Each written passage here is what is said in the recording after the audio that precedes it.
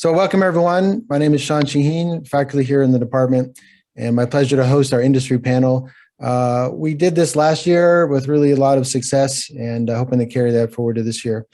So let's just dive right in, and I'll ask the panelists to introduce themselves. So we've Kelly Higgins, who's at NIST here in Boulder, Daniel Martins at Raytheon, and Prasanna Pavani is in the Bay Area.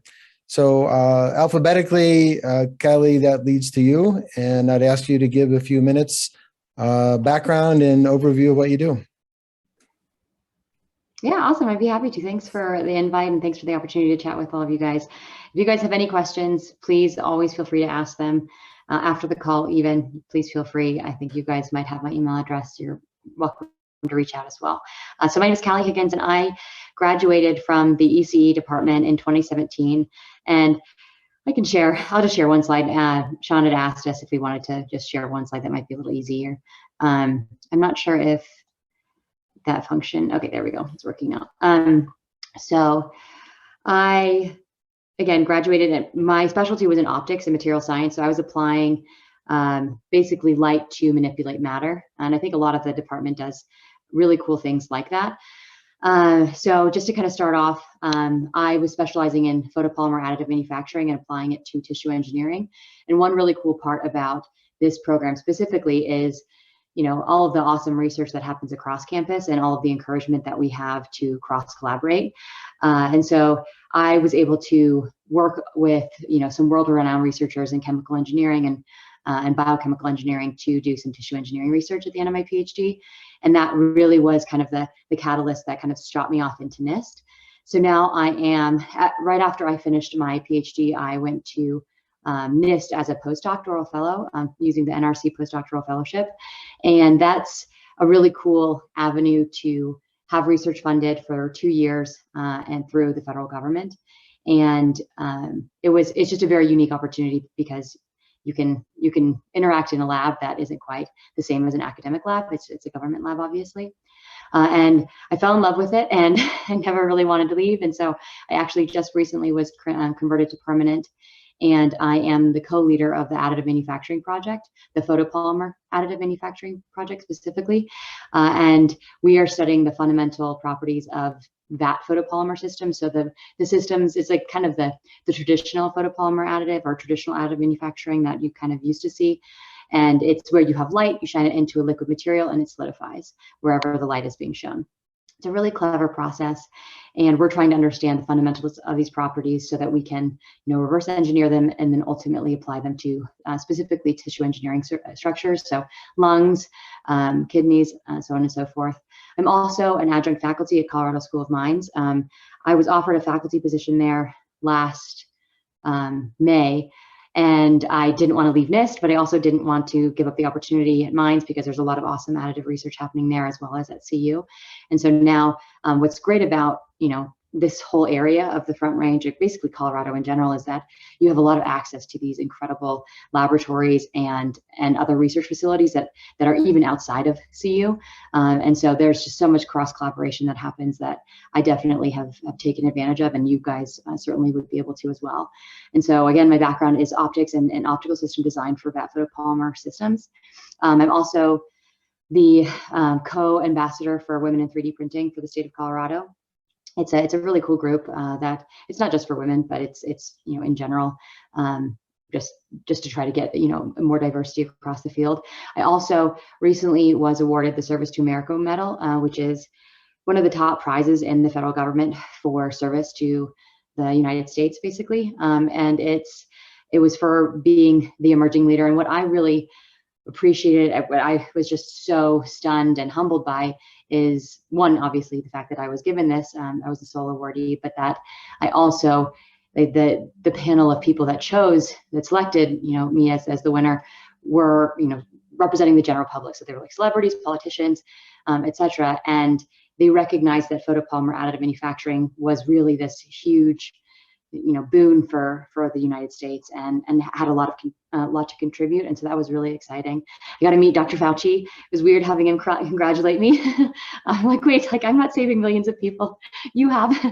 And then I was excited because I got to meet the two co-inventors of the COVID vaccine, or the inventors of the spike protein, which is the functioning portion of the vaccine. Also, what's great about this is that I think Colorado affords a lot of opportunity for you to pursue other activities outside of research. So I love to be outside. My husband and I just recently summited Denali this past June. And it's nice to be in a space where you can really pursue a lot of different things, not just your passion and research as well. So with that, I'll toss it off. That's awesome, Callie. Thanks. I'll point out to everyone that Denali is a very hard peak to climb. So that's among your many achievements, that's the best. Also, Callie sort of hired me when I did my job interview a while ago. You kind of led the grad student lunch. So apparently you didn't kick me out so quickly. So thanks, Callie. No, I made sure. I was like, you guys better hire him. Glad you did. So Nina Basta has joined us. We had a mix up on the link, so she's here now. So we'll get to her in a moment. So welcome, Nina. Let's go to Daniel Martin. Can you do a quick introduction? Yeah. So at my time at CU, I worked in Dr. Barton's lab with a focus on RF microwave transmitters. So my research was focused on improving efficiency and linearity, specifically on the transmit portion of monolithic integrated circuits. So I did a lot of work designing amplifiers and a bunch of different 3.5 technologies, which was being targeted towards radar and communication systems. And so that kind of led directly into my job now, where I took a job after I graduated with Raytheon. And I wish I could tell you a lot more about what I do, because it's a lot of fun. But what I can tell you is that I kind of do similar things. So I'm working with what's called actively electronically scanned arrays, where you can beamform and beam steer using active components. And I specifically work on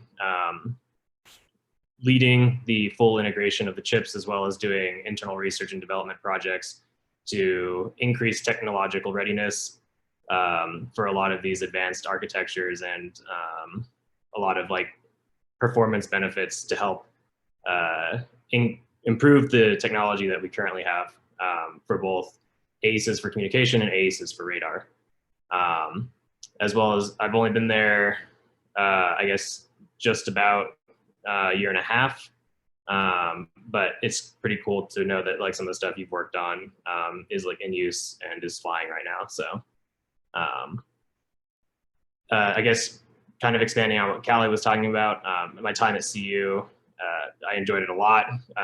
CU opens up a lot of doors because they do have a lot of connections in both industry and academia and across a lot of labs.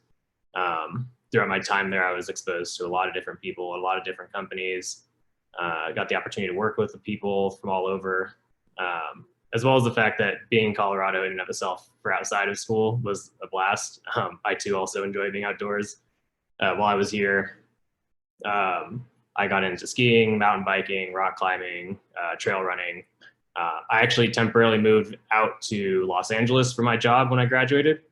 But due to COVID, they never brought us back. So I actually asked to be remote and move back to Colorado, and they let me do that. So that's been awesome to be able to be back here. Hopefully you guys have my email. Feel free to message me if you don't and you want it. I'm always willing to answer questions and talk to you guys if you have any comments or concerns. Awesome. Thanks, Daniel. The outdoor theme seems to be prevalent amongst everyone here, so that's great.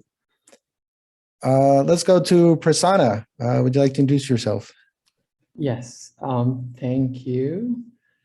I wish I had a nice presentation like Callie, or I wish I remembered all the details of my career like Daniel. I have neither. So I'm just going to refer to my webpage here. And my journey at CU really started around 2005. and that's when, I decided to go to grad school. Ultimately, I graduated from Professor Pearston's group. Raphael is here. It took a very interesting path. I couldn't have predicted, how my time at CU would have ended, but this is really what happened. I joined in 2005, about a year into grad school, a spin out of electrical ECE department at CU called as CDM Optics, decided to fund my PhD, no strings attached. That gave me a lot of freedom to pursue, different things in research. And at that point, Raphael encouraged me to focus on a particular aspect of 3D imaging, which we developed. And in 2008, we were talking about it in a conference. And then, the entire focus of my PhD changed. We applied it to what's called as single molecule super resolution imaging, and worked with the professor who eventually won the Nobel Prize, for that in 2014. And then I graduated, and I was debating if I should become a faculty or, the common themes of confusion for many grad students. I was deep in it. Did a postdoc for a little while, clearly decided, I wanted to go to the industry. We can talk about it. And then had a bunch of jobs. I won't talk about all of them because it'll take up the entire call. But most recently, about a year ago,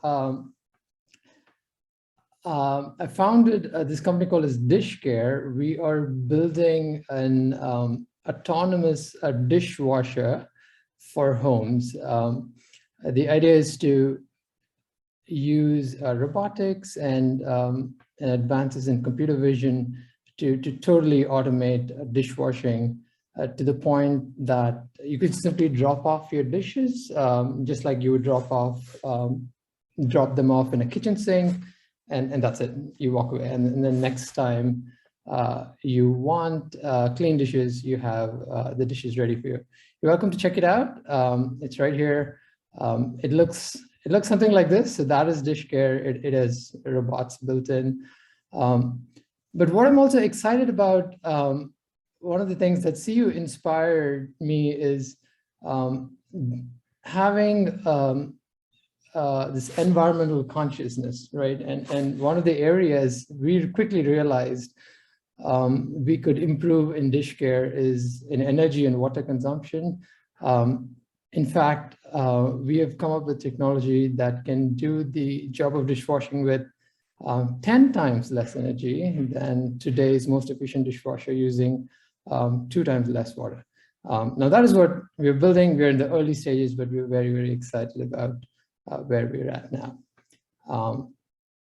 Yeah, that's me. Wonderful. Thank you, Prasanna. And let's go to Nina. My apologies, Nina, for the Zoom link mix-up, but it was you can make it totally on my end. I don't know what time of day it is, so it was probably my fault. But great to have you. And yeah, let's hear about your background and what you're up to. Sure. So my name's Nina. I am currently working for HRL Laboratories out in Malibu, California. It's kind of a mix between, I'd say, like a federal lab like NIST or Cali is, and an industrial space like where Daniel is. So it's very interesting. So I guess my journey here has been a little bit less than a straight line. I did my undergrad at McGill University, and then I immediately went to Georgia Tech for my PhD, what I like to call my first attempt at a PhD. Didn't work out very well. I left with a master's, worked for industry for a few years, and then went back to CU and NIST. So I was a, what is it called? A prep graduate student between NIST and CU.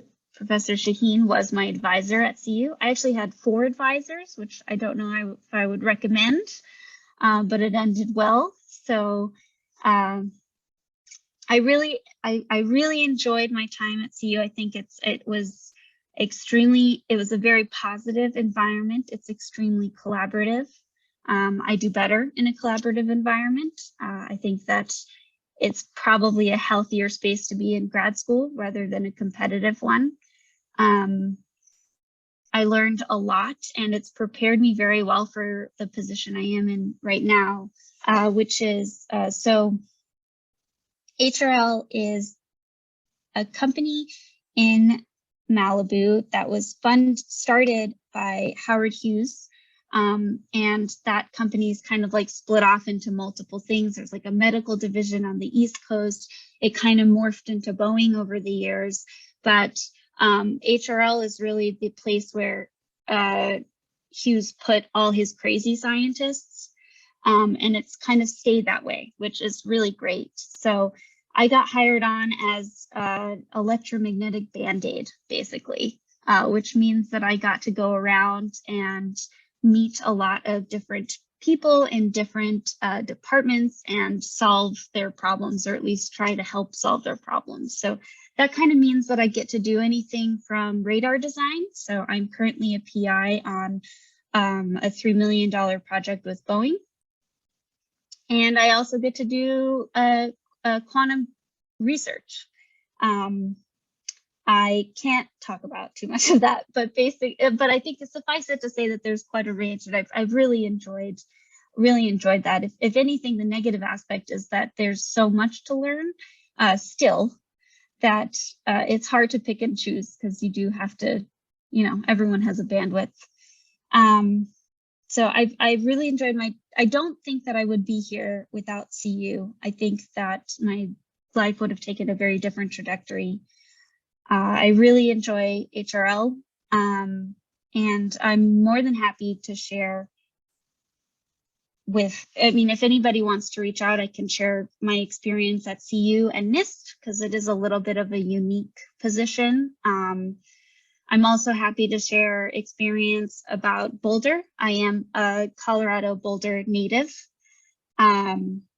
And I'm also more than happy to share experience about HRL if people are curious about what it's like to work for a company that's co-owned between Boeing and GM. So, personal things. I'm obsessed with how everything grows here right now. So I've just been going to the farmer's market and taking seeds and putting them in the ground and seeing what happens. So that's my current hobby. That works in Southern California better than Colorado much of the year. Absolutely. Yes, it does. I tried to have a garden in Colorado, and the mountain lions really liked that like warm soil. So I never really got a tomato, unfortunately. Wonderful. Thanks for joining us. So I'm going to have a profound question, but in the meantime, the audience, the students are welcome to put in the chat any questions you have. So we can start collecting questions while we're going through the very profound question. So the very profound question, which I already sent you an email about, so you are prepared. But I will ask you how your time at CU prepared you for your career. And I'm looking for maybe a specific example that, there was a challenge that you faced, and then you look back or remembered back to your time at Boulder and, I've done that before, I've seen that before, something along those lines. How did CU prepare you for the challenges that you met in your career? So I won't pick on someone. I'll let someone dive in if you have an answer to that question. I think I kind of have an answer to that question. It's a little specific to like my field, but I guess in transmitters, there's multiple different processes that you can design chips in. And it's difficult because in industry, there's the mindset of they want to hire someone who can design the chips, but they don't want to train you because it's a very long learning process and it's expensive for companies to train you. So they want you to come in knowing. But then because it's expensive, you don't get a lot of opportunities in academia to do the designs and to like build them and measure them. Let alone a lot of companies don't want to work with universities because a lot of the technologies are very much IP. So it's like it's a security risk to like send all the data over to like universities designing it. But CU has one of the best records of working with a lot of these companies, and they had access to a lot of these foundries. So while I was at CU, I was able to just hop between a bunch of these process technologies that I did designs in. And that's probably the most useful thing to my career that I had at CU, because I was able to go to these companies and be like, well, yeah, I've designed in this process, this process, this process. And it like jump-started my career a lot. And that's what I wanted to get into. So I'm very, very lucky that I had the opportunity to do that. And that's a very unique thing at CU, especially because I started my PhD at another university and I experienced how hard it was. We spent a year trying to get me access to do a design in a foundry, and we never actually succeeded. And then at that point, my advisor, Dr. Barton, actually ended up moving to CU. And once we got here, it was like all the doors opened for me to be able to work in those processes. So that really gave you a competitive advantage, maybe over others. Yeah, very much so. That's great to hear. Yeah. What about any other examples? I have a slightly more broad one. I think that one of the reasons that I fit so well into HRL is because CU did an excellent job at teaching me how to communicate. And I think that's a very underrated skill that you can be trained in. There are many, I can't actually think of one that isn't good at communicate, professor at CU. Oh, and I'm really messing this up now. I'm so good at communicating.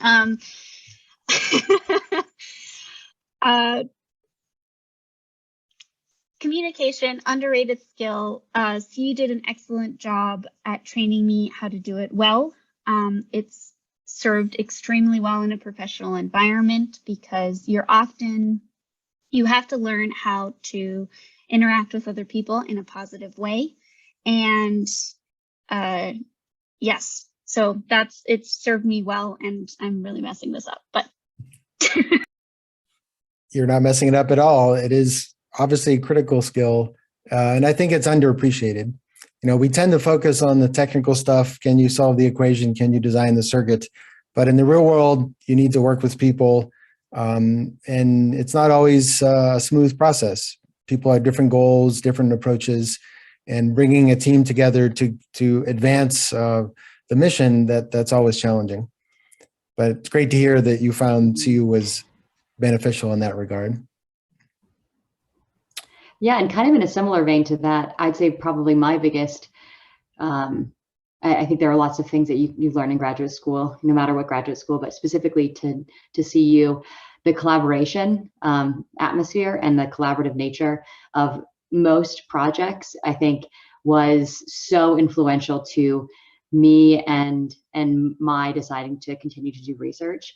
I think the ability to go across departments, not even just within a given department, and find collaborators and being encouraged to do that, I think was a really valuable skill set, especially as you go on to industry or a national lab, or if you want to go into academia. Things have changed dramatically. Like, you can't really operate in a silo any longer in pretty much any field. And so you really have to be good at, both to Nina's point, communication, and also being able to pursue those collaborations and understand what that means. So that's, I think, a very valuable skill that I was taught at CU. That's great. That seems to be a theme. Prasanna, you agree? Oh, yeah, absolutely. Something occurred to me.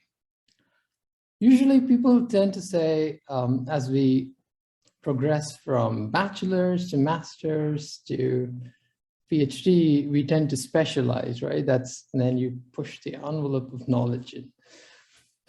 But there's also another way of thinking about it. For me, in 2005, I came to CU with a bachelor's back in India, it used to be called electronics and communication engineering. But essentially, I was interested in signal processing and image processing. Okay, that's all I knew.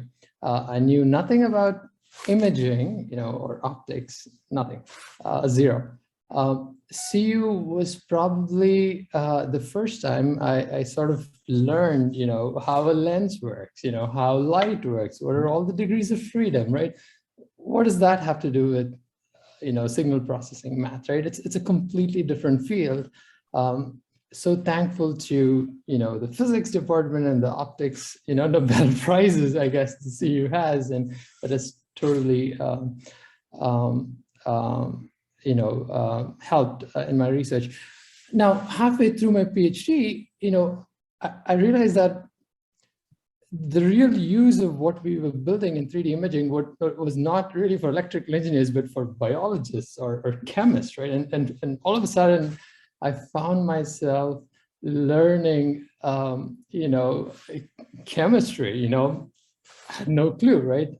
So I think the theme for me is expanding into fields that you may absolutely not know, simply because that is where the trajectory is. I mean, that is something CU made it so easy to do, right? So interdisciplinary skills are so easy to develop at CU, and expanding not just within the university, across universities. That's one theme. The other thing that I think about is, as you get, many times in bachelor's and master's, we tend to solve problems with known solutions. I mean, if you're given a problem in a test, you know that there is an answer to that problem, right? Most of the time.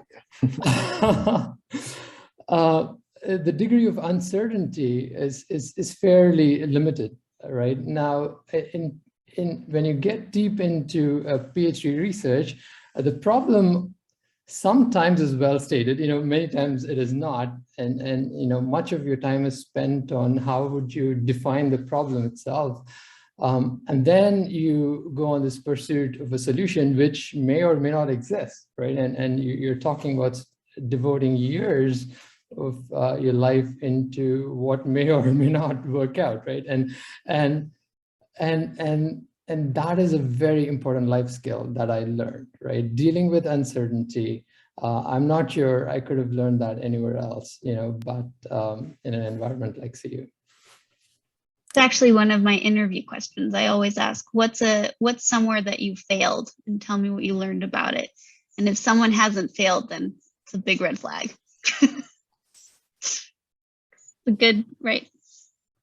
Yeah. You always learn something. What if someone really just hasn't failed though? Then you're extremely lucky. Sure. But in the PhD, you should have at least one experiment where it's like, oh, well, that didn't work as well as I thought it would.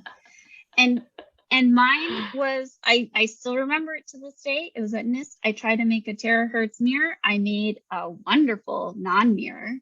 But I learned how to make a vacuum. I learned, I connected class lectures with real experience. So perhaps I'm just have an issue with the semantics of the question, the framework of the question. Fail. I don't know. It's a very particular word. Anyways, thank you. And to Prasanna's point about learning new fields, yeah, you have to do that as you go through your career. Whatever you're learning now, it will be it will change over time. And many of the faculty have diverse backgrounds in physics with some biology, a little bit of chemistry for some of us. And you have to, when you're working in a lab or a company, you drop your title and you solve the problem. And so you might need to take a day and go read an organic chemistry book or a digital signal processing book, and you get it done. That's why we all love that aspect of it too. The lifelong learner aspect. And we try to put that in the curriculum to the extent we can. So the core courses do cover photonics and a bit of materials and a bit of quantum. And so we try to give you that diversity in the courses. You will definitely get it when you're trying to solve unknown problems in the laboratory. Absolutely. Well, those are all really inspiring answers. I have more questions, but I see one in the chat from Antonio. Antonio, would you like to speak your question? Yeah, it's about more or less what the panelists were talking about, is to balance some focus in your research and having a broader knowledge of other stuff, right? So I think, correct me if I'm wrong, that you have to have some specialization that you are very good at, and then some other knowledge or other skills, right? But I think it's fundamental to have at least one that you are really very good at that. Just, I would like to see some comments from the panelists about it. Great question. Mhm. Yeah, that is a great question. From my perspective, I think it's, yes, you absolutely have to have a specialty. I mean, that's why you're getting a PhD. You have to push the envelope. But for industry applications and any application that you are planning to, or any research that you're planning to have be applied in industry, or if you're planning to go into industry, you have to be able to speak at a level to people that do not understand the nuts and bolts of your specialty. And that means that you have to have that broader knowledge. You have to have the broader knowledge of these other areas to make it valuable to other people. And that's what makes you valuable as a person, is that ability, again, to Nina's point, communicating the value of your research. And in order to do so, you have to have that broader knowledge. And so I think it's hard sometimes to not get into the weeds, especially in your PhD. You get so sucked into like your one specific project, and that's going to happen no matter what. But lift your head up once in a while and look around and say, okay, what is the value of the research that I'm doing? And I need to figure out a way to communicate that to people, because otherwise what I'm doing won't really have this broad impact or sustained value across industry or across just the United States or broadly the world. If no one knows what you're doing or understands what you're doing, it could be the greatest thing in the world, but no one's going to know about it. So you definitely have to have that broader knowledge. Okay, thank you. I think Callie did a great job. I have nothing to add. I think it depends on the career path you choose. Depends on the size of the company as well. That can affect either if you're involved with multiple projects or just one. So Yeah, Daniel, do you agree with that? Yeah, I think a lot of like the broad specialization aspect of it is just like a PhD teaches you how to like learn for a problem that has no solution. And once you kind of work through that in your PhD, you get less scared about taking on problems like you were talking about in areas you know nothing about, and just kind of going in and like methodically solving through the problem. Like since I've been there, most of the stuff I've worked on, I didn't have experience with, but they just trust me to figure it out and learn it because I have experience in the PhD. And I think that's kind of one of the most important broad tools you have, because you can apply it anywhere, just the ability to persevere and work through the problem. That's an excellent point. Yeah. I'm curious about Prasanna's perspective, given how diverse your career has been. I mean, you've worked on everything, and I'm really looking forward to your latest product because I'm not good about doing dishes. Ask my wife. So I'm looking forward to that. But yeah, what do you think about the balance of specialization versus? Yeah, I mean, all great answers. Totally agree with the other panelists. I didn't to think about it like this. So we are in the evolution of humanity where we are not able to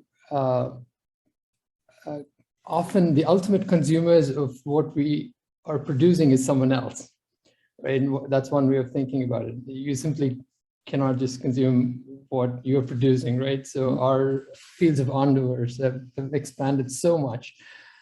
So let's say you're building a tool or you're solving a problem, and if the ultimate use is going to be not for you and for someone else, now to the earlier question, you first have to be really good in understanding to whom you're solving this for, right? And that really needs a very basic understanding of how your solution is going to be used, right? Understanding the customer, whether it be an internal customer, external customer, or some other grad student in your lab or another faculty, so on. And that is where I think, that is where communication skills helps, right? The empathy for the person that's ultimately going to use your invention or product, all of that helps. But being good at what you do is really, that is what gives you the right to even go to the next stage, right? I mean, so it's both are absolutely essential, right, to make this whole thing work. So that seems to be a common theme. There needs to be at least one thing where you are an expert at, that anyone in your team or company will go to you for that one issue because you're the expert. But then you need the breadth to communicate that and to, as you say, have empathy for others. I love the way you put that. Okay, there's another question in the chat. Audrey, could you want to ask your question? Yeah, sure. Hi. So I guess now that you are all out on the other side of this PhD process, I was wondering, is there anything that you did that you think helped you be more successful, or anything you wished you would have done in the beginning? That's a brilliant question. I think they've all forgotten their first semester. Or any semester. Nina, you talked about your nonlinear pathway, which, by the way, many pathways are nonlinear. Mine was a tortured fractal pathway to get to my PhD. Yeah, how did particularly towards the beginning in the first semester, what was important? Well, I hated my first year. It was so hard, but it wasn't at CU. It was. And part of the reason it was so hard for me is because I didn't get along with my advisor and they didn't like my project. And so when you're looking, make sure that you can communicate with that person who will be advising you, because it can really make or break your situation. Sorry. But yeah, the first year can be tough. It is a transition. Things that helped me is I made sure that I always had like a good dinner, because I get joy from food, and you find that little joy every day that brings it, whatever it is. So yeah. That's a great answer. Yeah, that's a really good point. Getting a joy. Yeah, I would say absolutely making sure that the culture is a good fit. Like that is paramount to your success as a graduate student, because there will be so many other times that you are like beaten down. I mean, I'm sorry to sound like doom and gloom, but it was 4 years ago for me, so it's not that long ago. But it's hard. Like the classes can be hard. The research, like if you aren't intimately familiar with a lot of different research, it can be very challenging, especially depending upon what your field is. I mean, obviously research is hard regardless, but you need to make sure that you have a good community of people that can support you and to feel that you're not alone. I think that making sure, again, back to the culture aspect, but also finding the right people, the right graduate students, like having a cohort of people together, I think is so important to success. And again, back to kind of one of Anita's points is that, it's not like I didn't feel very competitive in nature. And so you felt more like you were part of a team. Like you were like, I know this is going to sound harsh, but honestly, sometimes the PhD is a little bit like hazing. Like some of the classes are really, really challenging for a reason, but you kind of all suffer together and you all grow so much together. And it's kind of like one of these things that that's kind of like the reason that you get a PhD. You learn to persevere, like, back to kind of what Daniel was saying, like perseverance is like the name of if I had one word to describe my PhD, it's that. So choosing culture, making sure you have a right group of people that a good support system are huge. And obviously you have to like your research project, but I cannot stress enough that you have to have the right community.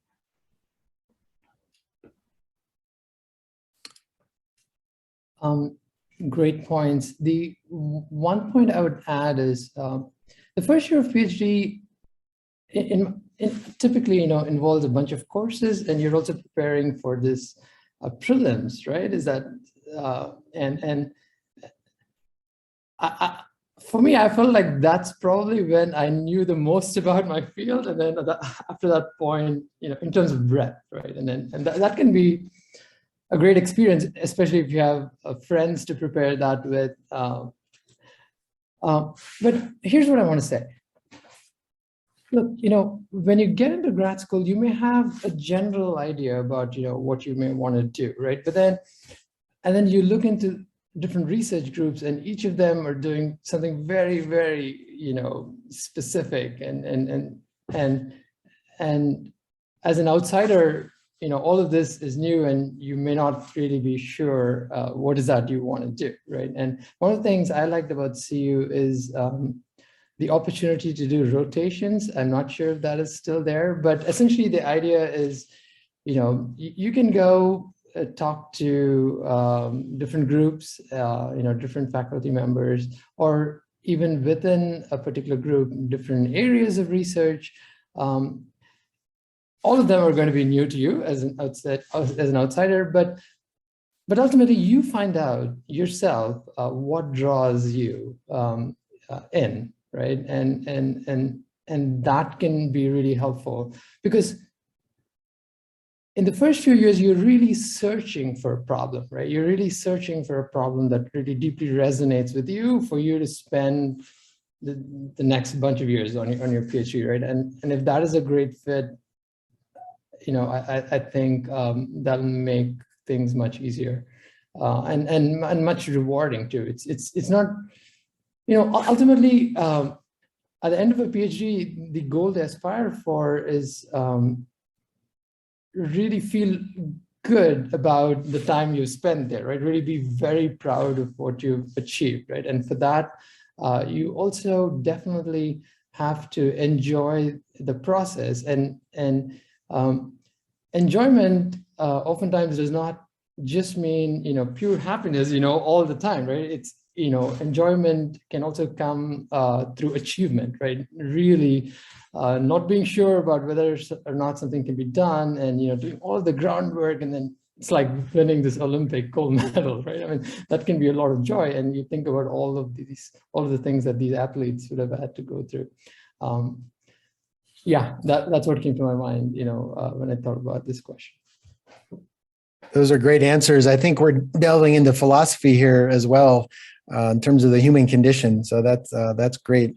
But yeah, perseverance, grit, delayed gratification, those are all important concepts. So Lori has put some resources in the chat, some things we do on campus. There is a mentoring agreement between advisors and students. There's a broad agreement for the whole campus, and we fall within that. We also, you probably already have gone over this, but there's a professional development course in your first semester. And the first thing you do is develop a communication plan with your advisor. So you go to your advisor, you decide with what frequency you will meet, how you will exchange information, how you record information, what to do if something goes wrong. And that's all put into a plan in writing. So it's been recognized that communication can be a little difficult at times. And so we have this process to get that moving and to get it on paper. A few of you mentioned basically cohort building. At least that's the term we'd use on the academic side. Really, it's just making friends. And going through a difficult experience with a group of people is an incredible bonding experience. And not only does it help you get through that experience, but you can make lifelong friends as a result. One of my best friends who I text on an almost daily basis was the first guy I met in graduate school. Day one, entering physics graduate school, we turned out we lived in the same apartments, and we've been friends ever since. Go hiking as often as we can. He's actually works for Apple in San Francisco. So yeah, I mean, making friends and developing a group that you can trust to help you through the hard times, that's really important. Okay, let's see. Lori, was there anything more we wanted to talk about in terms of resources? You mentioned community. Could you talk about our DEI committee briefly, our community committee? Of course. So I am the co-chair of the department's DEI committee. We meet weekly. We have representatives from all areas of the department. So undergraduate students, master's students, PhD students, research faculty, teaching faculty, tenured faculty, staff. So pretty much everyone, if you have a role in the department, you are welcome to join this committee. You're welcome to attend whenever you like. We are working on having semesterly brainstorm and listening sessions where the whole department is invited to share any of their concerns, any things they want to improve, things they are noticing. So we did that this past Friday. It was very successful. We also, let me see if I can pull up the website quickly. I will put it into the chat when I pull it up. But we have a diversity statement, inclusion statement. We are really focused on making sure everyone in our department always feels welcome, feels like they have a voice, and has the ability to speak out and be heard and listened to. So we are very much committed to that, very much something that we are trying to put into every aspect of the department. We have about 10 department committees, and all of them are focused on some aspect of increasing our DEI work throughout everything we do. And by the way, every committee has student representation, so there are graduate students on the graduate student committee. Sounds obvious in hindsight, but that wasn't always the case. But now we do that. Great. Any other questions coming up from participants? Yeah, I guess I had a kind of a twofold question. First of all, thank you guys for being here. But Prasanna, you kind of mentioned like coming into grad school, like still trying to discern what, like knowing your broad interest, trying to discern what exactly your niche is within that. I guess for everyone, just kind of like, what was your experience in terms of like, at what point did you guys kind of decide, okay, industries for me over academia is in that sense? And then also like, and what was the process for trying to figure out the type of projects that really kind of captivated your interests? So to clarify, you're asking, how do I figure out what I do after grad school? Something along those lines? More or less, I guess specifically to like the kind of existential academia or industry question, and then I guess a little bit more broadly to like, what was like experiences, maybe something specific you could point to that like, oh wow, this is the kind of like, this clicks, this is the kind of project I want to be on. The light bulb moment. Yes. Yeah, that's a great way to phrase it. Yeah. The second is probably easier to answer, so I'll start with that first. One of the things that I've realized is, as a person solving the problem, you're always interested in the problem itself, right? Be it any problem, right? So we always think, so how do you figure out if the problem that you're solving is important or not? Now that fundamentally has to do with the feedback we receive from the world, right? So essentially, the more people there are in the world that are interested in what you're solving, right? So you solve a problem, you go to a conference and give a talk, and there are like 20 people lining up to see how they could use your thing in whatever they're doing, right? And it becomes very, very easy to figure out what is that you need to focus on, right? Something along those lines. For the first part, I think industry versus academia, I think that is that's a difficult question to answer, because that is very subjective depending on, I think you may get 4 different answers from 4 panelists here. For me, it went something like this. I was confused, after grad school. I think, in retrospect, I feel like in grad school, you tend to see a lot of professors, you're in academia, right? Wherever you go, you're surrounded by people in academia. So there's this natural interest in being a faculty member or spending the rest of your time in core research, right? That seems to be a general theme. At least for me, that's how I felt. And that's why I decided to do a postdoc. And then I realized that, there are so many other opportunities where you could make a broader impact in a more shorter time frame, right? That's really what industry gives you.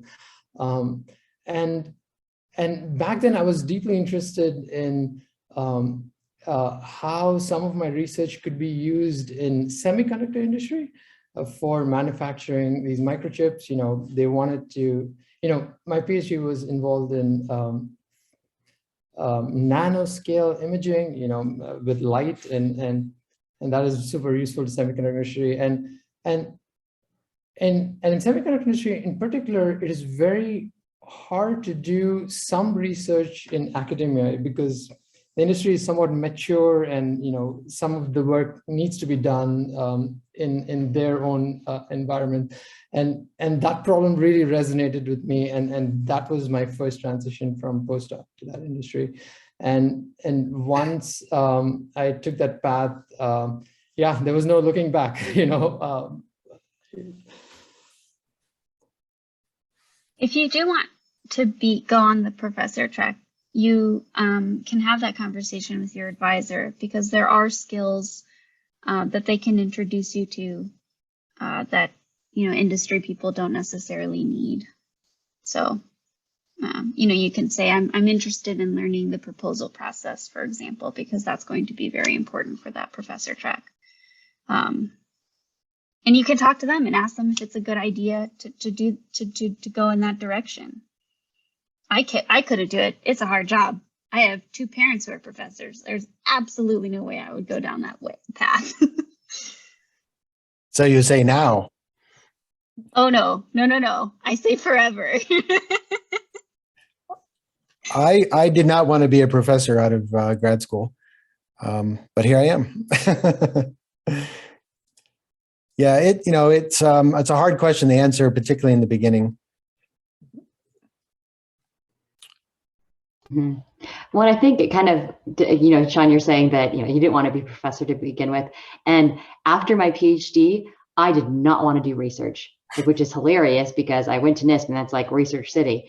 So I think what I would say is keep an open mind about, keep an open mind as you're in graduate school and even, as you approach the end, because, for me, I was in a dark lab by myself pretty much all the time for the last couple of years of my PhD. And that it doesn't work for me as well. Other people that works very well for, I just need to be around people more. I need to have that interaction and have that collaborative aspect and have buy-in from other people for me to feel like I'm really, really successful.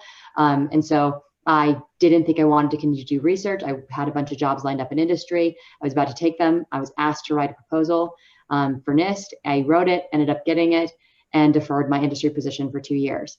Ended up falling in love with the research all over again. And it's just, things change. You end up in a group, if you find the right atmosphere, in this research, group, then all of a sudden it's a very different, it's a different experience, basically. So I think I wouldn't write anything off that you might think that oh, I would never do that. You might, Sean, you might end up finding the perfect position. I never would have applied for an academic position at Colorado School of Mines. It just happened to be the perfect position. It was written for me. And so you apply, and then all of a sudden you're building out like a program between NIST and Mines, or you really can take the reins for your own career as much as you want. And so I think that going into your PhD, if you feel empowered with that, you will be so successful. Absolutely. And I think it's not a question you need to answer on day one or even day 10,000. Focusing on deep thinking skills, becoming an expert, fostering creativity, making friends, learning how to climb Denali. Those are all the things you need to worry about. So we're about out of time. Lori has mentioned that you do get a teaching experience as part of the curriculum. That begins in year 2. So you don't need to worry about it in year 1, but the fall of your second year, you will have a teaching practicum assignment. And that doesn't mean you teach the whole class all the time. You may give a lecture here or there. You might write some homework problems or exam problems. It'll vary class to class, but you will have that experience. I want to ask real quick if the panelists are all okay giving out your email to the participants in case they have follow-up questions. No problem with that? Okay, I was prepared and it is in the channel. So those are your emails. Hopefully I got them right there. So it is 11 o'clock. I want to be cognizant of everyone's time because our alumni are busy and successful people and need to go and do stuff. But I want to thank all of them for participating. These are always great discussions, and you've all had really, really, insightful feedback for, I think, all of us. So thank you for your time and stay in touch. We'd like to hear from